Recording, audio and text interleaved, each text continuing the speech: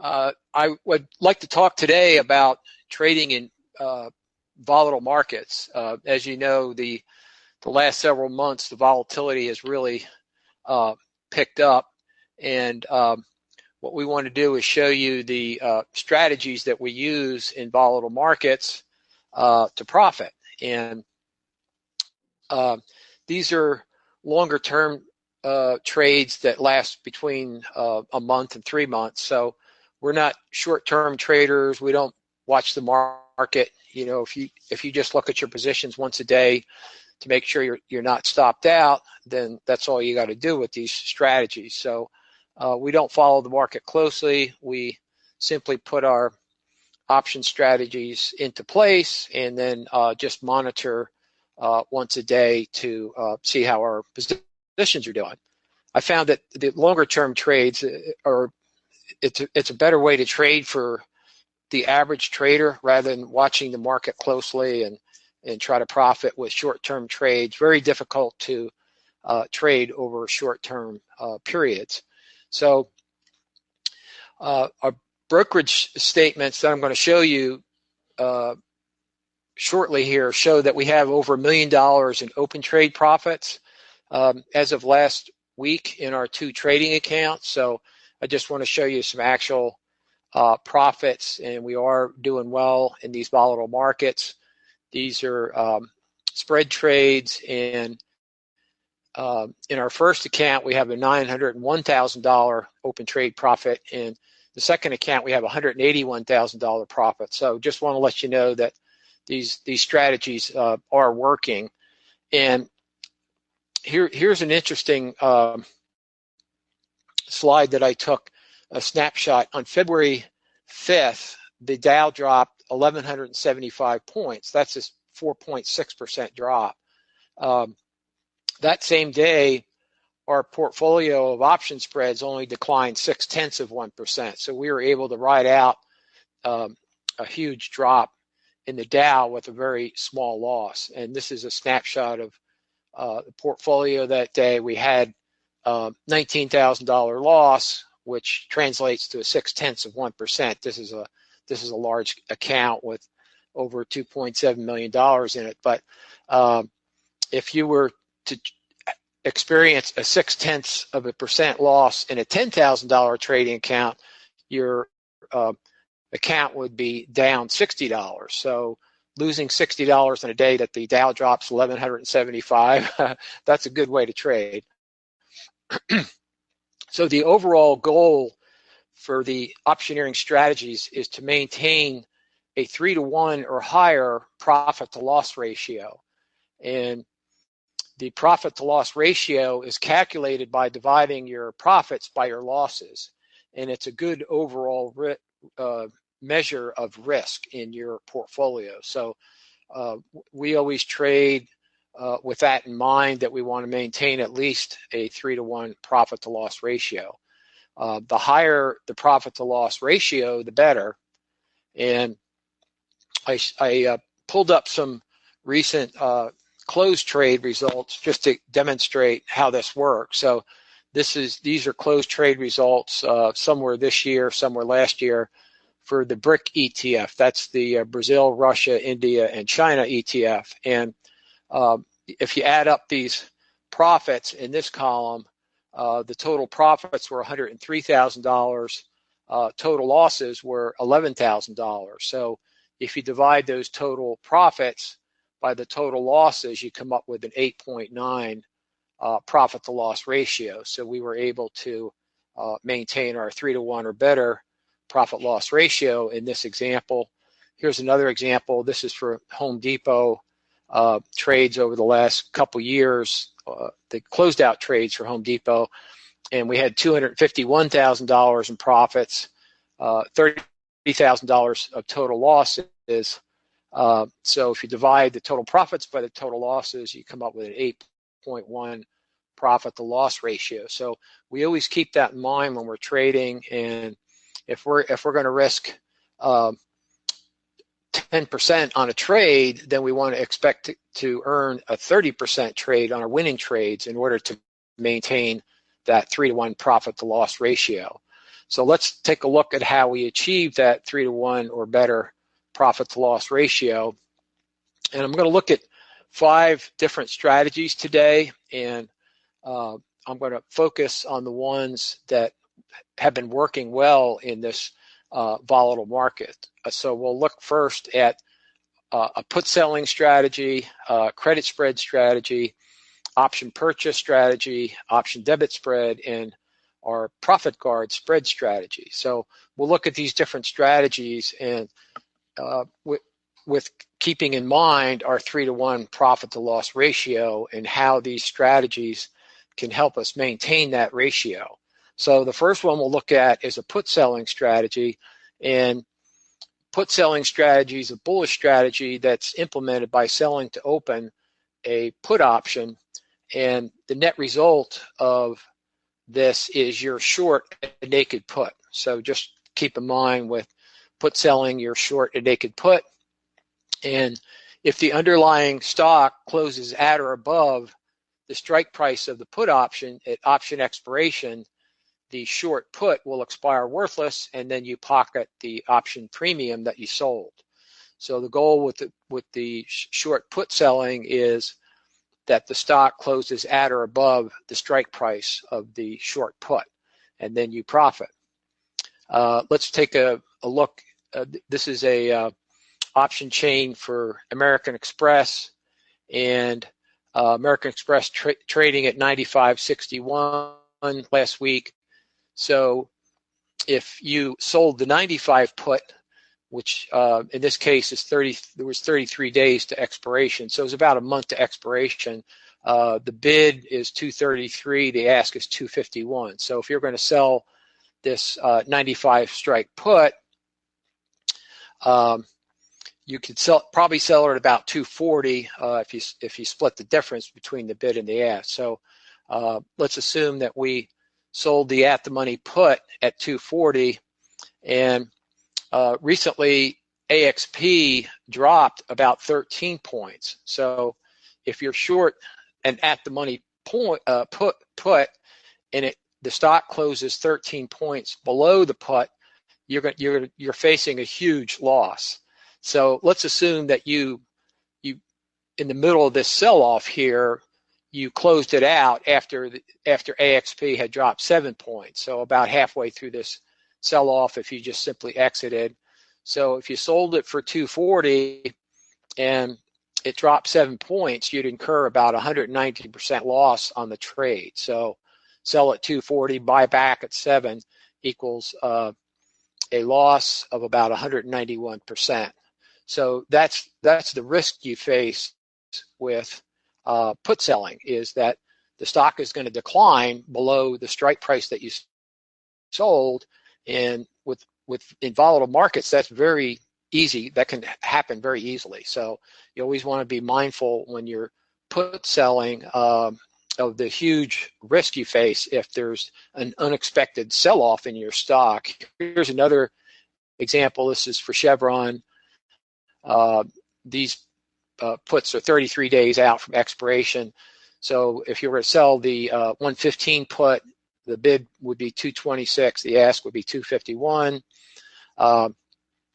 Chevron dropped about 21 points in a recent sell-off. So if you sold the at-the-money put at 235 and you closed it out after Chevron dropped 10 points, which is about half of this loss right here, you'd incur about a 325% loss. So high risk with these short puts. They could be working fine for a while when the market volatility is low, and you build up your profits, and then you roll over and sell some more, and then all of a sudden there's unexpected decline, and your account could be wiped out depending on how much margin you have in your account. Here's one other example for Home Depot. The 180 put was selling, which was the at-the-money put, was selling at 415, 435. Home Depot dropped about 26 points in the recent sell-off. So if you exited an at-the-money put after a 12-point decline, you'd have about 182% loss.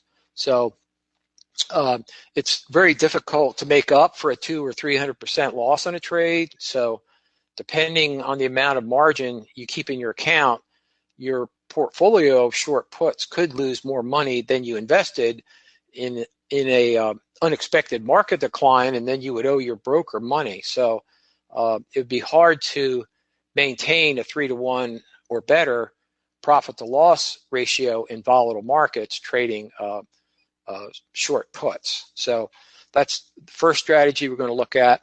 Let's look next at the credit spread strategy. And a bullish credit spread can be initiated by selling to open a put option and buying to open a put option with a lower strike price with the same expiration. So the sale of the put option with a higher strike price creates a credit into your brokerage account. So let's look at an example.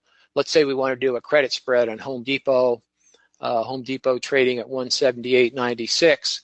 So we could sell the 170 put for 109 to 129. Let's say we got filled at 119, and we would buy the lower strike put, which would be the 165 put, and we'd probably pay about 69 cents for that. So you're selling the 170 at around 119, and you're buying the 165 put around 69 cents in this example. So you would actually wind up with a credit of 50 cents on this trade. So your maximum profit on this trade would be $50 if Home Depot stock is up or flat at option expiration. And then the commissions that you would spend on this trade would eat up a lot of this $50 profit. So you'd probably have to trade 10 contracts, and if the trade was profitable at expiration, you'd make $500 on 10 contracts before commission. So you get a 50-cent credit in this example, and the break even is calculated by you take the strike price that you sold, in this case 170, and you would subtract the credit of 50 cents. So the break even in this trade would be 170 minus 50, or 169.50. So if Home Depot stock closes below 169.50 at option expiration, then you would incur a loss. And in this particular example, if you had a 7% decline in Home Depot, that would result on a $3,130 loss on 10 contracts. And if Home Depot declined 10%, you'd have a $4,500 loss on 10 contracts. So Home Depot recently did have a 12% decline. So in this trade, you're risking $4,500 in losses to make $500, which makes it very difficult to maintain a very 3-to-1 or better profit to loss ratio. So again, risking $4,500 to make $500, you need about 90% accuracy to profit from credit spreads. So that 90% accuracy can be hard to achieve in volatile markets. So we like to focus on three strategies in these volatile markets. We like to look at purchasing options. We like to trade debit spreads, and we like to trade profit guard spreads. So our debit spreads, most of them are profitable if the underlying stock declines 10% at option expiration. So that gives us a better chance to achieve that 3-to-1 or better profit to loss ratio. So with the credit spreads, you need about 90% accuracy to profit. Hard to do in volatile markets. So we like to trade the debit spreads, option purchases, and the profit guard spread. So our debit spreads, I'll show you some examples here, can still profit even if the underlying stock is down 10%. So here's the three strategies that we focus on in volatile markets. and we'll take a look at these strategies and how to implement them. The first one is the option purchase strategy, and normally we purchase options that have about 1 to 3 months until expiration. You can trade a portfolio of options in about a $5,000 account with option purchases, and we use Prime Trade Select to select our option purchases. And there's 3 steps involved with Prime Trade Select. We determine the price trend of the stock first using the 50 and 100-day exponential moving average system. Step 2 is we select a low-risk entry point using the Keltner channels. And step 3 is we use what we call the 1% rule for selecting an option strike price. So step 1 is to determine the price trend of a stock, and we use the 50 and 100-day exponential moving averages. And if the 50-day EMA of a stock is above its 100-day EMA, then that stock is on a buy signal. If the 50-day EMA is below the 100-day EMA, then that stock is on a sell signal. And trend following works in both bull and bear markets. And in the last 2 bear markets, we purchased put options and bearish ETFs on stocks that were on an EMA sell signal. So here's an example of an EMA buy signal. The red and black line right here is the daily price movement for Boeing stock. And the blue line right here is the 50-day EMA. The red line is the 100-day EMA. So we can see that the 50-day EMA is above the 100-day EMA, so Boeing is on a buy signal. And as long as that 50-day EMA remains above the 100-day EMA, then the stock remains on a buy signal. And step 2 is we want to select a low-risk entry point using the Keltner channels. And the Keltner channels are an overbought, oversold indicator. And there's 3 channels. There's the upper channel, this blue line right here.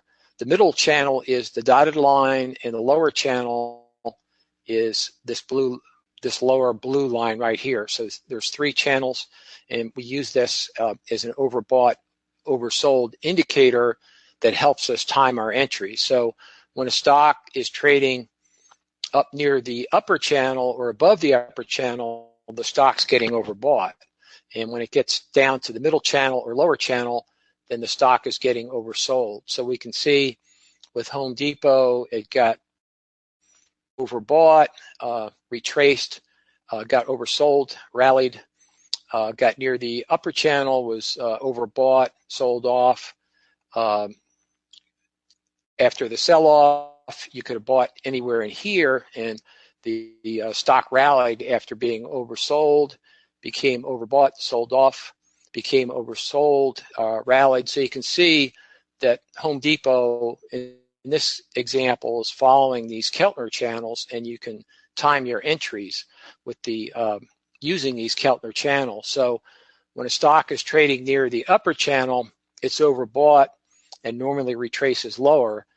And when it's trading near the lower channel, it's oversold and it usually rallies. So the idea here is not to buy a stock or an option or a call option when the stock is overbought and it's trading near the upper channel or above the upper channel. So we use this to time our entries, and we wait till the stock drops towards the middle or lower Keltner channel before we enter.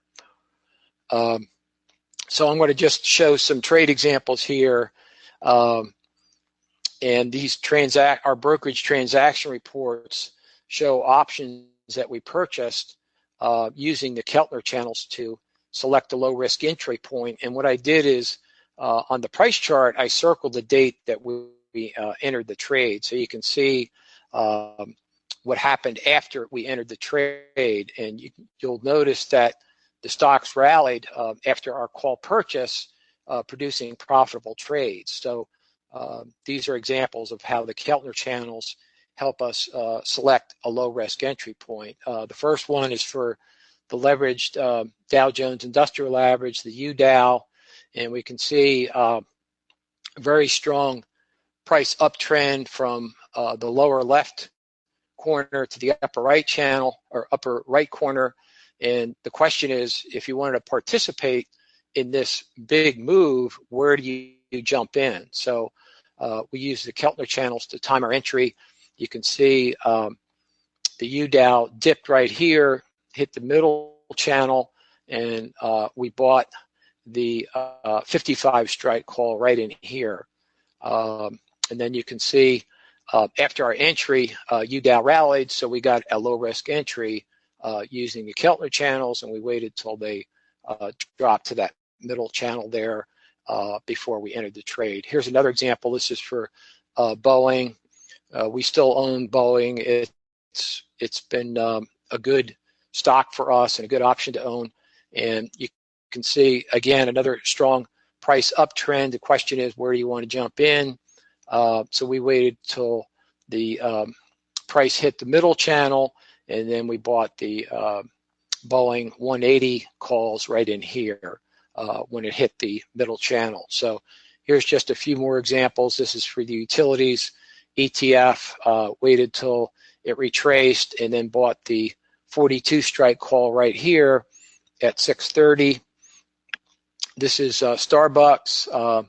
Strong price uptrend, waited till it hit the middle channel, and then we bought the 40 strike call at 13.75. Here's another example. This is for Amazon. This is another one we still own, and we waited till the price dropped to the middle channel, and then we bought the 330 strike call at 113 right in here.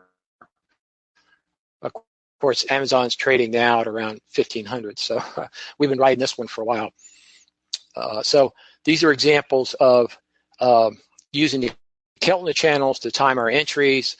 And if you notice, the Keltner channels allowed us to get low risk entries as the stocks didn't retrace much from our entry point. So it helps prevent getting stopped out of your position and results in higher accuracy option trading. And you can easily download these Keltner channels from stockcharts.com or any other number of financial websites. And we just use the default parameters, the 20, 2.0, and 10 for the Keltner channel. So